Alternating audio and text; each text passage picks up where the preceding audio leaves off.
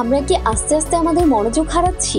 কয়েক সেকেন্ডের মধ্যে এক ভিডিও দেখে আরেকটিতে স্ক্রল করার এই অভ্যাস কি আমাদের মস্তিষ্কের উপর ভয়ঙ্কর প্রভাব ফেলছে? টিকটক রিলস এবং শর্ট ফর্ম কন্টেন্ট কিভাবে আমাদের ব্রেনকে ধীরে ধীরে বদলে দিচ্ছে।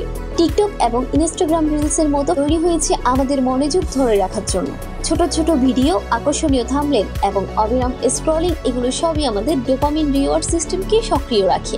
যখন আমরা একটি ভিডিও দেখি এবং উপভোগ করি, তখন আমাদের মস্তিষ্ক ডোপামিন নিঃসরণ করে, যা আমাদের ভালো লাগার অনুভূতি দেয়। এর ফলে আমরা আরো বেশি স্ক্রল করতে থাকি, আরো বেশি ভিডিও দেখতে চাই। কিন্তু সমস্যা হলো, এই ক্রমাগত ডোপামিন রিলিজ আমাদের মনোযোগের ক্ষমতা কমিয়ে দিচ্ছে। আগে যেখানে আমরা কোনো বই বা সিনেমায় দীর্ঘ সময় মনোযোগ দিয়ে পড়তাম, এখন আমরা কয়েক সেকেন্ডের বেশি কিছুতে মনোযোগ দিতে পারি। সহজ ভাষায় আমাদের ব্রেন এখন দ্রুত বিনোদন পেতে চায়, ধৈর্য কমে যাচ্ছে এবং গভীরভাবে চিন্তা করার ক্ষমতা হারিয়ে ফেলছি। বিশেষজ্ঞরা বলেছেন, টানা শর্ট ফর্ম কন্টেন্ট দেখার ফলে আমাদের মস্তিষ্ক এক ধরনের ডিজিটাল অ্যাডিকশনে আসক্ত হয়ে যাচ্ছে। এটি শুধু আমাদের মনোযোগ কমাচ্ছে না, বরং আমাদের হতাশা, উদ্বেগ এবং স্ট্রেসও বাড়িয়ে দিচ্ছে। কারণ আমরা যখন এই দ্রুতগতির বিনোদন থেকে দূরে থাকি, তখন আমাদের মস্তিষ্ক তা মিস করতে শুরু করে এবং আমরা অস্থির হয়ে পড়ি।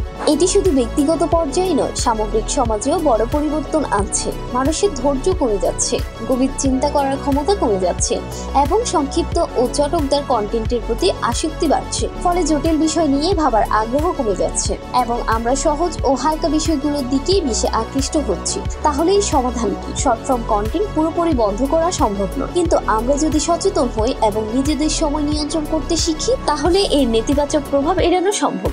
দৈনিক নির্দিষ্ট সময় বেঁধে শর্ট ফর্ম কন্টেন্ট দেখা, দীর্ঘ পড়াশোনা বা গবেষণার অভ্যাস গড়ে তোলা এবং স্ক্রিন টাইম কমানোর মাধ্যমে আমরা আমাদের মস্তিষ্ককে রক্ষা করতে পারি।